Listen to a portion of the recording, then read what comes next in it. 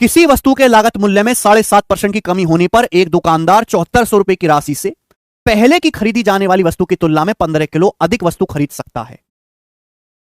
यदि वस्तु के कटौती से पूर्व के क्रय मूल्य पर 32.5% का लाभ कमाना है तो वस्तु को किस दाम पर बेचना होगा? तो वस्तु का ओरिजिनल प्राइस निकालो।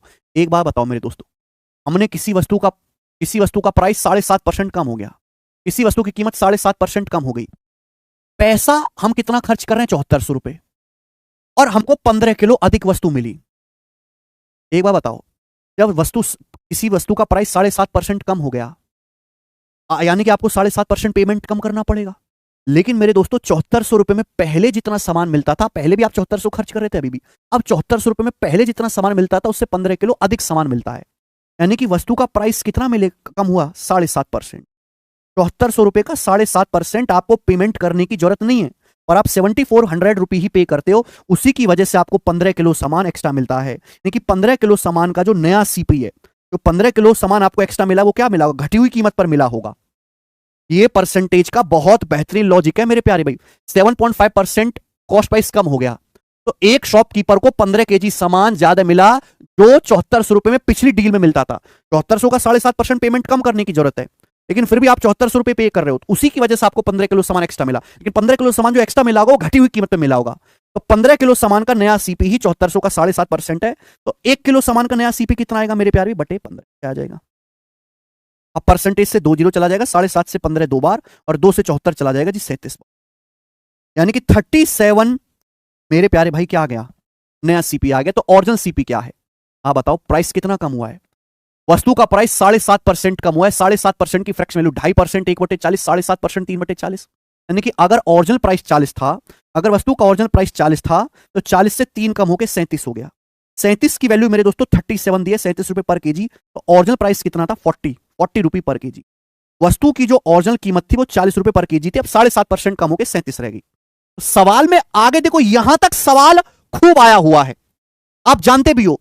ये एक्स्ट्रा है इसके आगे का कि अगर in order to make a profit of 32.5%, अगर हमें 32.5% प्रॉफिट कमाना है on the pre reduction cost price, यानी कि प्राइस घटने से पहले की जो कीमत है, यानी कि ओरिजिनल प्राइस पर, पुराने प्राइस पर अगर हमें 32.5% का लाभ कमाना है तो कितने प्राइस में बेचना चाहिए उस वस्तु को पर केजी? तो मेरे दोस्तों वस्तु का जो प्री रिडक्शन कॉस्ट प्राइस है, कटौती से पहले का जो मूल्य है वो 40 है। अगर हमें 40 पे 32.5% का लाभ कमाना है तो कितने बेचना पड़ेगा मेरे दोस्तों? 40 का 32.5% कितना आएगा? 32.5 गुना 40 आ जाएगा 1200, 1300, यानी कि 40 का 32.5% आ जाएगा 13।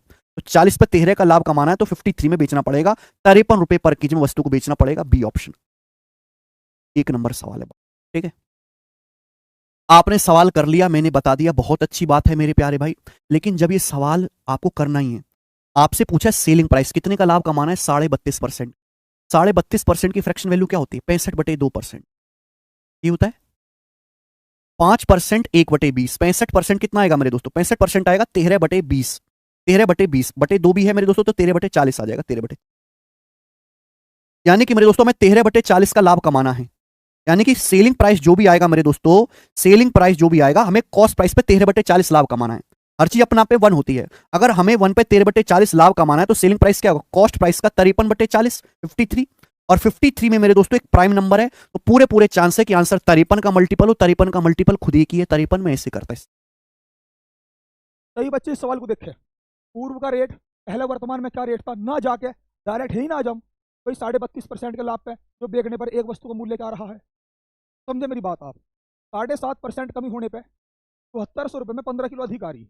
7400 में पहले कितने आवे तो नहीं पता, लेकिन 7.5%, इस पैसे का 7.5% में, इस पैसे के 7.5% में कितनी आ रही? 15 आ रही। अब क्या करोगे? इस कमी वाले रेट से टोटल वस्तु निकाल लो ना आप। 7400 कितनी आ रही? इसका मतलब है कि 2.5% में 5 आ रही है, तो 10% में कितनी आओगी आप? 2.5% और जोड़ दिया तो 20 आ जाएगी। 100% में कितनी आओगी? मैं तो डायरेक्ट दिखा रहा हूँ आपको, 200 आ जाएगी। इसका मतलब है कि 7400 में 200 वस्तु आ रही वर्तमान में, बात खत्म होगी। और इसमें 15 फालतू आई होगी क्योंकि वर्तमान के रेट है कमी के बाद के। क्लियर? तो 15 घटाऊं कितने आ गई? 185 वस्तु आती थी पहले। क्लियर? कितने में? 7400 में।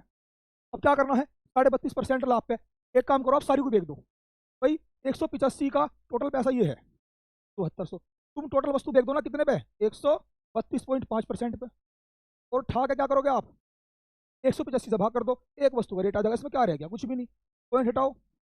अब देखिए आप 2 0 से 2 0 गया, देख ले आप 5 दूनी 10, 5 छंग 30, 5 पंजे 25, 5 तिये 15, 5 सते 35। इसका कट्टा कितने बार? 2 बार। इसका कट्टा कितने बार? 5 बार। अब देख लो 5 पंजे 25, 5 तिये 15। बताओ भाई डायरेक्ट क्यों नहीं कर रहे इसको आप? क्लियर है? तो देख ले आप भी।